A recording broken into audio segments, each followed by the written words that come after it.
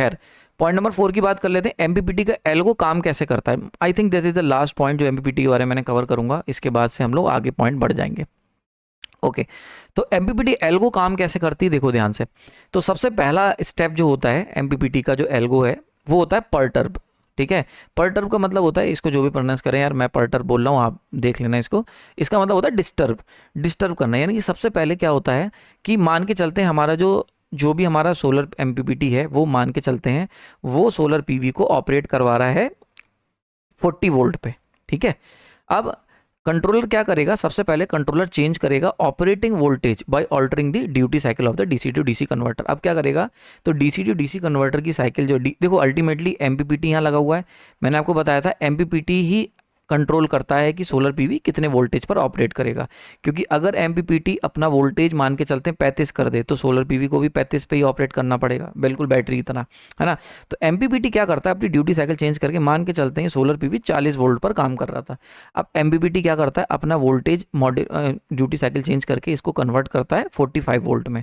तो 45 भी कर सकता है और 30 भी। वैसे 45 चलो ऊपर की तरफ चलते हैं, ठीक है, तो वो थोड़ा सा स्लाइटली अपना वोल्टेज बढ़ा के देखता है। अब क्या होता है, सेकंड स्टेप होता है ऑब्जर्व करना। जब वो अपना वोल्टेज बढ़ाता है तो वो मीजर करता है वोल्टेज कितना आया, करंट कितनी आई और पावर कितनी आई। ठीक है, समझ में आ रही बात है। यानी कि पहले दोनों 40-40 पे थे, एमपीपीटी और सोलर पीवी, पीवी और एमपीपीटी, है ना। अब एमपीपीटी ने अपना जो वोल्टेज ऑपरेटिंग ड्यूटी साइकिल की मदद से अपना वोल्टेज कितना कर लिया, 45। तो पीवी का जो वोल्टेज है, पीवी का वो भी वोल्टेज 45 पे जाएगा, उसको भी वोल्टेज, क्योंकि ये दोनों आपस में सेम ऑपरेटिंग मतलब फिक्स होते हैं। ठीक है, एक दूसरे के साथ रिजिड होते हैं। तो जिस पे एमपीपीटी ऑपरेट करवाएगा उस पे सोलर पीवी ऑपरेट करेगा। तो ये 45 पे हो गया। ठीक है, अब यहाँ पर क्या होता है, वोल्टेज करंट की कैलकुलेशन की जाती है। वोल्टेज करंट और इनका product that is power, power equal to V/I। यहाँ से हमें पता चल जाता है पावर कितनी आई। अब देखो दो केसेस हो सकते हैं। एक केस हो सकता है कि मान के चलते हैं जब ये 40 वोल्ट और 10 एम्पियर पे ऑपरेट कर रहा था, मान के चलते हैं। अब आपने क्या करा, 45 करा। अगर 45 करने पर करंट की वैल्यू मान के चलते हैं 10 की 10 ही रही, तो ऐसे में कितना हो गया, 450 वॉट हो गई, है ना। तो यानी कि पावर इंक्रीज हो गई। दो चीज़ें हो सकती हैं।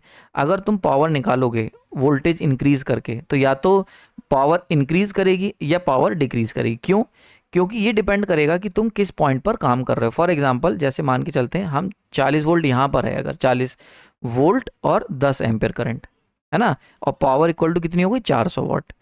अगर तुम इस पॉइंट के आगे का, अगर तुमने वोल्टेज क्या करा, 45 कर दिया, ये है पॉइंट 40 वोल्ट।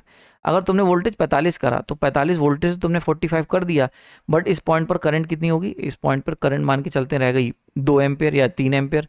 तो 3 × 40 कितना हो गया, 4 3 12, 120 वोल्ट, है ना, 120 वॉट। तो ये तो बहुत कम हो गई। अगर हम मान के चलते हैं 8 भी रह गई, तो 45 करके हम लोगों ने अगर इसको चेंज करा तो 45 × 8 कर लो, अगर 8 भी रह जाती है। ठीक है, तो इसको हम यहाँ पे सॉल्व करके देख सकते हैं कितना आ रहा है। ठीक है, ठीक है, तो 360 रह गई है। ठीक है, ये हो गया 360। ठीक, क्लियर हो गया। यानी कि अगर आप ध्यान से देखोगे तो आपने वोल्टेज को इंक्रीज करा 40 से 45, लेकिन करंट जो थी वो 10 से हो गई 8। इस चक्कर में क्या हुआ, पावर कितनी हो गई, 360, यानी कि 400 वाट से कम हो गई। तो ये दो कंडीशन हो सकती हैं। अगर तुम यहाँ पर कहीं ऑपरेट कर रहे हो तो तुम्हारी पावर डाउन गिर जाएगी। अगर तुम यहाँ पर ऑपरेट कर रहे हो मान के चलते हैं, तो ये मान के चलते हैं दैट इज़ योर 40 वोल्ट और इस पर मैं करंट मिल रही थी मान के चलते हैं 10 एम्पियर। चलो ठीक है, अब तुमने क्या करा, वोल्टेज डिस्टर्ब करा। वोल्टेज डिस्टर्ब करने का मतलब वोल्टेज इंक्रीज करा। तो वोल्टेज तुमने इंक्रीज करके कर दिया 50 या 45, 45 करा, लेकिन करंट जो थी वो बढ़ के हो गई आपकी, करंट यहाँ पर सॉरी इस पे ऑपरेट कर रहे थे यहाँ पे, तो करंट जो थी 10 चल रही थी, सॉरी मैंने गलत बना दिया, 10 चल रही थी। ठीक है, अब तुमने क्या करा, वोल्टेज को बढ़ा दिया 45, लेकिन करंट 10 की 10 ही रही, 10 की 10 ही रही, है ना। तो इस पॉइंट पर तुम्हें पावर कितनी मिलेगी, तुम्हें पावर मिलेगी P = 450 वाट। तो ये एमपीपीटी को ये नहीं पता होता है कि तुम्हारा जो सोलर पीवी है वो बिल्कुल मैक्सिमम पॉइंट पर है कि मैक्सिमम पॉइंट शिफ्ट हो गया है, तो ये चेक करता रहता है। तो यही मैंने बताया, सबसे पहले ये क्या करेगा, डिस्टर्ब करेगा। डिस्टर्ब मतलब वोल्टेज को इंक्रीज करेगा। वोल्टेज इंक्रीज करने पर अगर पावर इंक्रीज हुई तो इसका मतलब क्या हुआ, पी अगर इंक्रीज हो गई, जो नई वाली पावर आई, कैलकुलेट करेगा, वोल्टेज निकाली, करंट निकाली, दोनों का प्रोडक्ट निकाला और पावर निकाल ली। अगर नई वाली जो पावर आई है वो पुरानी वाली पावर से ज़्यादा है, इसका मतलब हम लोग अप हिल पे चल रहे हैं, मतलब हम लोग लगातार ऊपर की तरफ जा रहे हैं, अभी लीनियर वाले कर्व यानी कि अपहिल वाले कर्व पर हैं। तो ऐसे में क्या होता है, अगर ऐसा होता है तो हमारा स्टेप 4 कि ये कंटिन्यू होता रहता है जब तक कि पावर हमारी कम ना होने लग जाए।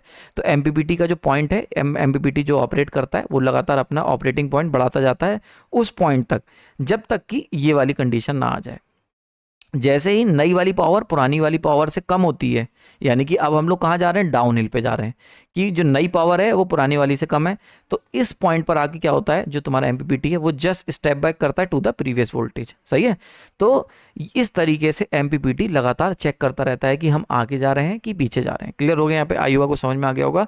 सो that is the very effective method जिसकी वजह से एमपीपीटी एल्गो काम करती है। आई होप ये जो एमपीपीटी की एल्गो है, आपको मैं बता दूं, ये एमटेक वाले बच्चों को भी बहुत ढंग से नहीं पता होती है।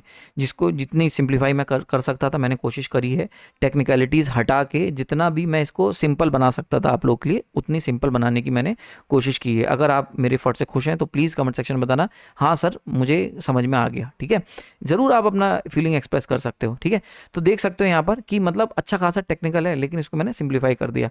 तो सिंपल एल्गो है, सबसे पहले वोल्टेज को डिस्टर्ब करो, अब देखो उसके बाद पावर को कैलकुलेट करो, ऑब्जर्व करो पावर कितनी आ रही। अगर पावर बढ़ती जा रही है तो वोल्टेज को बढ़ाते चले जाओ। पावर अगर नई वाली पावर ज़्यादा है पुरानी वाली से तो अपहिल में हो, वोल्टेज को कंटिन्यू इंक्रीज करते रहो। अगर तब तक इंक्रीज करते रहो जब तक कि नई वाली पावर पुरानी वाली से कम ना होने लगे। इसका मतलब तुम डाउन हिल पे आ गए हो, इस पॉइंट पर क्या करो, स्टेप बैक यानी कि प्रीवियस वाले वोल्टेज पर चले जाओ। तो ये प्रोसेस हर समय चलता रहता है बिकॉज एमपीपीटी का जो मतलब मैक्सिमम पावर का जो पॉइंट है वो हर समय ऊपर नीचे होता रहता है depending on the temperature, radiance, irradiance. ठीक है, तो उसी के अकॉर्डिंग क्या होता है, ये पॉइंट भी एमपीपीटी लगातार इस तरीके से चेक करता रहता है कि मैक्सिमम पावर का कौन सा पॉइंट है। ठीक है, तो आयुवा को समझ में आ गया होगा। अब देखो एक बात समझो, बहुत सारे बच्चे कहेंगे, जैसे ये लगभग मुझे लगता है तीसरा चौथा लेक्चर है लेकिन इसके अंदर हम लोग पॉइंट केवल 4 ही कवर कर पाए हैं। उसके पीछे रीज़न क्या है कि काफ़ी टेक्निकल है ये। एक बार ये समझ में आ गया, इसके ऊपर क्वेश्चन आएगा तो तुमसे गलत नहीं होगा। तो ज़रूरी नहीं है कि हम एक लेक्चर के अंदर 10-10 पॉइंट कवर करें। इट डिपेंड ऑन कि लेक्चर कितनी डीप डेप्थ मांग रहा है। और मैंने अभी थोड़े दिन पहले एक कोड भी लगाया था कि वो रास्ता जो सरल हो, है ना, आसान हो लेकिन मंजिल तक ना पहुंचाता हो, उसका क्या फ़ायदा। इसकी जगह वो रास्ता पकड़ो जो थोड़ा डीप में हो, थोड़ा लंबा हो, लेकिन उसमें प्रोबेबिलिटी तुम्हारी सक्सेस की बहुत हाई हो। हमेशा वो रास्ता में पकड़ना चाहिए। तो इसीलिए मैंने आपको बताया भी, करंट ट्रेंड जो चल रहा है, डेप्थ में से क्वेश्चन आ रहे हैं, डीप क्वेश्चन पूछे जा रहे हैं। तो अभी एक बच्चे ने बताया भी था कि 95% क्वेश्चन मेरे जो लेक्चर सीरीज़ है और एग्जाम पॉइंटर से आए हैं। तो इसके लिए आप लोग को ये थोड़ा सा पेशेंस रख के सीखना पड़ेगा। समझ में आ रही बात, जो मैं पिछले कई सालों से ही बात कह रहा हूँ।